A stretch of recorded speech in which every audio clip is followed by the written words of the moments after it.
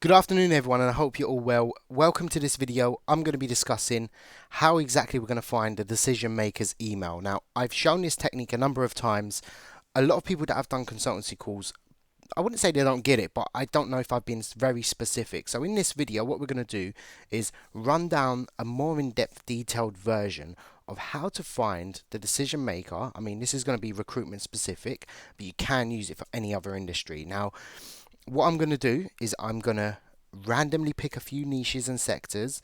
I'm going to give you my sorts of thoughts and processes, why I contact this person, why I don't, and I'm also going to show you a list of people that are the decision makers. These are the job titles of the people you want to be contacting.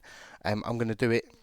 In fact, I'll show you now. Now, what I've got here is a sort of generic, I think 5, 6, 7, job titles. Now, these are the ones from start to finish who I would contact first. Now, I always go for HR managers, recruitment managers. They are usually the top two that do well. Some companies have different job titles, so it would be talent acquisition manager, would simply be a recruitment manager.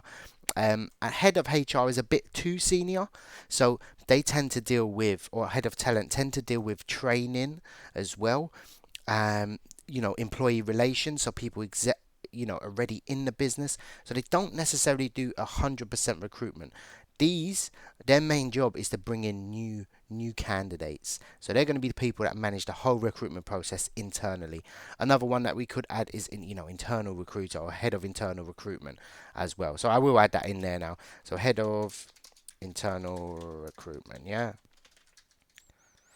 And I would put talent acquisition here. Talent yeah. So talent acquisition would be there. The reason being, talent acquisition is slightly junior. It's kind of like a resourcer. Their job is to just get in applicants, post the jobs. They don't really have decision making responsibility unless it's a small company. However, if there's two or three, talent acquisition, and that's all there is, or talent acquisition manager, they're going to be the ones that you want to sort of target instead. They make the decisions, they manage the PSLs, they onboard everything from there. So head of talent also could be good. Usually when there's a head of talent, it's sometimes head of global talent, head of Europe. There will be someone under them that deals with PSLs and agency engagement. Chances are they're more process driven and they're more a senior sort of C-suite management. HR director is fine as well. Head of people is the same thing. Sometimes they put silly job titles like head of joy or some rubbish like that. So yeah, they're a bit more senior. It goes to show that they're not just doing a recruitment sector. They're doing more of a training, engagement, retention, that kind of rubbish. Yeah. So we want to be targeting these two first. Ideally, anything that's like I said, any sort of company has a different sort of perspective. Now, this is important. I haven't shown this before. I usually just say look for the HR manager. So that's very key with that. So what we're going to do is we're going to look at specific job titles, and we might go with a Java developer. Let's have a look. And we want to try and find someone that's excuse me. We want to find someone that's gonna be dealing with this position specifically. We are going to be using Apolloio to find their decision makers email address, or we can guess it outright. So Apolloio is a free tool. You get free credits to use it. It will just find their email address on LinkedIn. I'll show you in a second. So it's apollo.io. Download it free. It's a wonderful tool. It's probably one of the best out there, even better than the really expensive ones I found, and I've tried a lot. So what we're going to do first of all, we're going to take this off, and we're going to go to. We don't want to search here Java developer because we might pick up recruitment consultants. We might pick, post an ad saying we recruit for Java developers. So we want to type it in here. This is the best section with with these in the title. And what it does, it will find the company here. Excuse me. It will find the title. It will put the title, the brackets, and like that. So you can type that out yourself. What that does, it will only find it if it has it in the title somewhere. Java developer, Java developer, Java developer, like that. So it's more specific and niches down. So we got about 300 results off of that. 89 employers, and the rest are staffing agencies. So that's showing me that there's a huge demand there. So we want to look at how on earth are we gonna get a hold of these employers. Who are we going to contact? So let's filter them out, and we're only going to hopefully find most of the staffing agencies are not going to be shown in there. So let's have a look at the first company. I mean, I don't know this sector too well, so we're going to look at this company. What I'll do is I'll Google the name and I'll have a little look, see what they're about. And what I will do is I will take out limited, and I just want to type LinkedIn at the end. First, I want to open their website as well. What I'm trying to do before I even look at who I'm going to contact, I want to be careful of contacting people that are too small and also too large. Too large is good, however, unlikely. I think they're inundated with companies. So the website looks clean, they look professional, just to get an idea of what they do with that, and double check they're not an agency, because sometimes some agencies do pop up. So yeah, I'm happy with that. So I want to click onto LinkedIn now. And what I want to do is I want to click and see. Now, the first thing I look at is employees. How many employees do they have? Not every employee is going to be listed and put their sort of profile on there.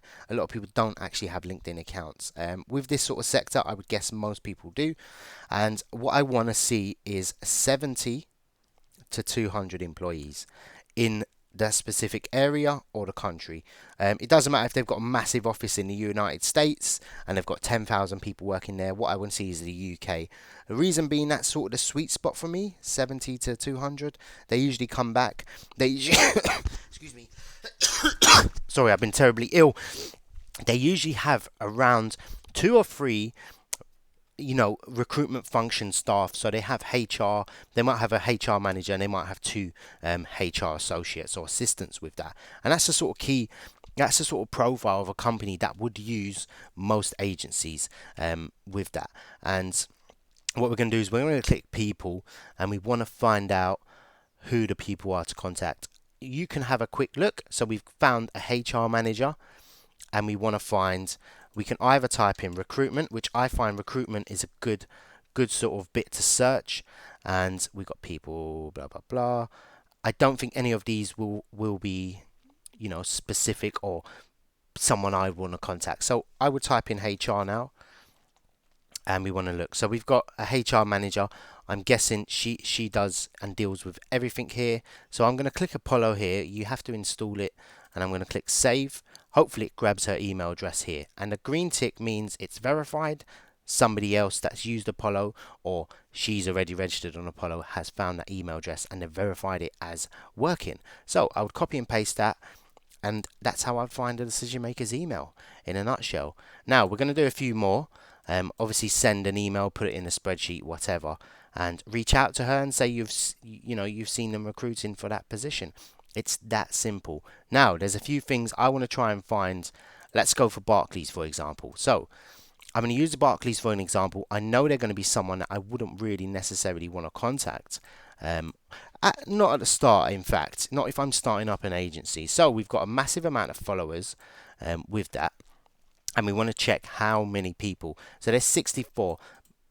Chances are a lot of people would even cold call, and you just get nowhere. It's too hard to navigate, and we're just going to give you an idea of what we're looking at. So if we type in HR, and let's try and find their job titles from there. So we've got a director, we've got a global HR, we've got tons of sort of C-suite director level, and we've got talent acquisition lead. If I was going for that, I would probably contact her. But then again, I wouldn't advise. Also, head of resourcing is another good title. Resourcing means, incoming applicants, basically. So yeah, it's very, very difficult to navigate companies this size. So that's why I would advise not to contact them. They're very strict in their PSL, I know for a fact. Barclays, I think they've got an exclusivity on one of them, but I think they're doing pretty well on the resourcing side. They've got tons of people working there, so not worth to contact. They probably get a lot of graduates applied to them as well. So let's look at something else. Let's look at these, and we want to find just a few more examples so you can get, you don't have to get stuck. You know exactly what you're looking at. So let's see what these guys are. They're looking for a Java developer, KYC. So I guess it's again a bit small. Oh, they're a staffing agency, so that's a good example to look at. Deloitte, they're still massive. So this is another one that's a staffing agency. So Auto, Auto, Auto. What do they do? Let's have a look. I'm just curious. Automation. See, everyone's in automation. So again, I'm looking at LinkedIn. Um, is this even their profile? Yes, it is. Again, small. However, let's see what their sort of, HR division looks like. So we've got a founder, we've got talent acquisition partner. He might be okay to contact. Now, with tech companies, they are sort of an exception to the rule, especially the startup market. They want a lower fee, but they do engage with agencies, especially for these really hard to sort positions. Now, the general rule is, if it's really, really, like I showed you here, if it's really split and it's heavy on the agency side, even double, more than double, chances are you can contact small companies. I wouldn't advise it. Definitely, if I was recruiting for this, I would definitely contact Chris. Simply because I think they've got some sort of budget. They look like they outsource a lot of their development to Asian market possibly. So they've got these people working contracting. I don't think they're going to be based in the UK. Which is another thing you can just look at. Yeah, so they're based in Pakistan. No disrespect, but I think they're a bit short on cash, possibly, or they're just, they don't want a sort of team inbound. So we're going to look at this guy's history. So he's been in talent act for a while.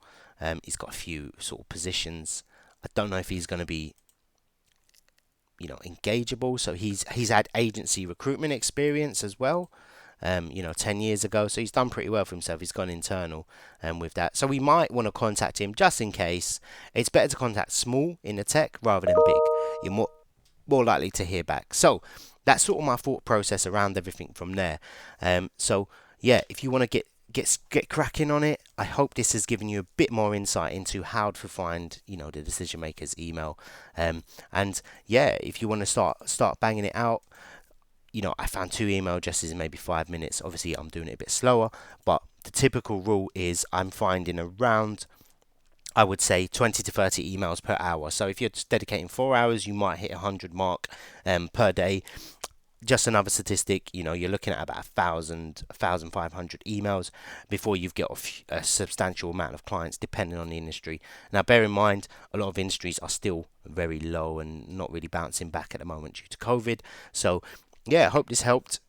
Any questions? If you want to book a consultancy call with me to go more in depth on how to win some clients, I'll leave my email address in the description below. Take care. Thanks for watching.